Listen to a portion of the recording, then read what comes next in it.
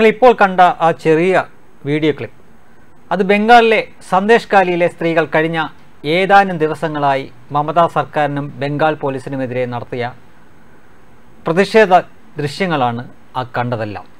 ഇനി അതെന്തിനാണെന്നല്ലേ, അവിടെ ദളിത് വിഭാഗത്തിൽപ്പെട്ട നൂറുകണക്കിന് സ്ത്രീകളെ ബലാത്സംഗം ചെയ്യുകയും കുഞ്ഞുങ്ങളെ അടക്കം ക്രൂരമായി മർദ്ദിക്കുകയും ചെയ്ത തൃണമൂൽ കോൺഗ്രസ് ഗുണ്ടകൾക്കെതിരെയും അവരെ സംരക്ഷിക്കുന്ന പോലീസുകാർക്കെതിരെയും നടപടി സ്വീകരിക്കണമെന്നതാണ് ആ പാവപ്പെട്ട സ്ത്രീകളുടെ ആവശ്യം. അവസാനം കോടതി ഇടപെട്ടാണ് ആ കൊടും ക്രിമിനലിനെ അറസ്റ്റ് ചെയ്തത്. സംഭവം അന്വേഷിക്കാൻ പോയ ബംഗാൾ പ്രതിപക്ഷ നേതാവിനെ പോലീസ് ഗുരുതരമായി മർദ്ദിച്ചു. മായാവതി ഉൾപ്പെടെയുള്ള ദളിത് നേതാക്കൾ സംഭവത്തെ അപലപിക്കുന്നു. ഇരകൾക്ക് ബംഗാൾ ഗവർണർ ആനന്ദ ബോസ് അഭയം വാഗ്ദാനം ചെയ്യുന്നു. കേന്ദ്ര ബാലാവകാശ കമ്മീഷനും വനിതാ കമ്മീഷനുമൊക്കെ വിഷയത്തിൽ ഇടപെടുന്നു. ഇത്രയും ഭയാനകമായ ഒരു സംഭവം ഒരാഴ്ചയായി ഈ രാജ്യത്ത് നടന്നിട്ടും ഷാനിയും സ്മൃതിയും നിഷയും പിന്നീട് ഹാഷ്മിയും വേണുവും നികേഷും വിനുവും ഒക്കെ അടങ്ങുന്ന മാധ്യമക്കൂട്ടം അഥവാ ഈ സോഷ്യൽ മീഡിയയൊക്കെ പറയുന്ന മാപ്ര കൂട്ടം ഇതൊന്നും അറിഞ്ഞില്ല. അറിഞ്ഞിട്ടും അവരാരോടും പറഞ്ഞിട്ടില്ല.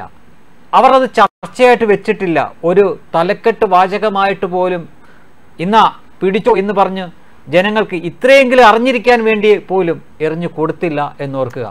ഇത്രയും നടന്നിട്ടും അവർക്കാർക്കും ജനാധിപത്യത്തിൽ വിശ്വാസം നഷ്ടമായില്ല. ഇവിടെ നേരത്തെ പറഞ്ഞ പോലെ ചർച്ചയില്ല. കത്വയിലെ ഒരു പെൺകുട്ടിക്ക് വേണ്ടി നാട് കുട്ടിച്ചോറാക്കിയ ആരെയും കാണാനില്ല.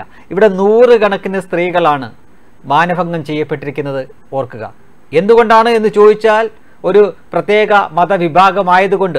ആ മതവിഭാഗം ഇവിടുത്തെ ഭൂരിപക്ഷ മതവിഭാഗത്തിൽ പെടുന്നതാണ് എന്നതാണ് ഏറ്റവും വലിയ വിരോധാഭാസം. ലോകത്ത് മറ്റൊരു രാജ്യത്തും അത്തരം ഒരു കാഴ്ചയോ സംഭവമോ അരങ്ങേറില്ല തന്നെ. അത് 100% ഉറപ്പാണ്.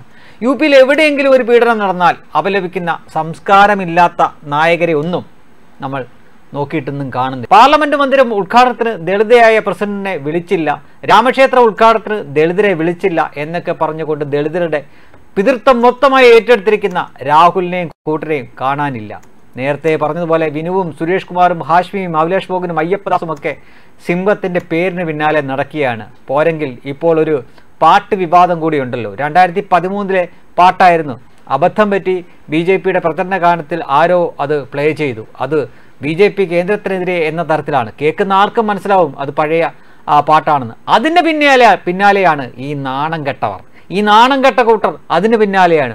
മനുഷ്യ ജീവന് പുല്ലുവില പോലും കൽപ്പിക്കാതെ, മനുഷ്യന്റെ സ്ത്രീകളുടെ മാനത്തിന് തരിമ്പും വില കൽപ്പിക്കാതെ ഇത്രയേറെ വലിയ ക്രൂരകൃത്യം ബംഗാളിൽ നടന്നിട്ടും ഇവരാരും ഇതറിഞ്ഞിട്ടും വാർത്തയാക്കുന്നില്ല എങ്കിൽ ഇത്രയും ഇരട്ടത്താപ്പുകാരെ കൊണ്ട് നിറഞ്ഞ ഒരു സമൂഹം ഈ രാജ്യത്ത് വേറെ ഉണ്ടാവില്ല.